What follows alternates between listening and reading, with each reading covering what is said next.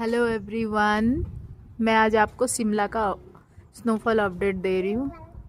आप देख सकते हैं आज पूरा ही सनी डे है। सन हमारे सामने है और no chance of snowfall today क्या, ये जनवरी में नो चांस है। मेरा सजेशन है जो भी स्नोफॉल देखना आना चाहते हैं शिमला, वो अभी ना आए, at least 15 days 2 weeks. Fully sunny day है आज, एकदम ड्राई। बालकनी में कपड़े सूख रहे हैं मेरे।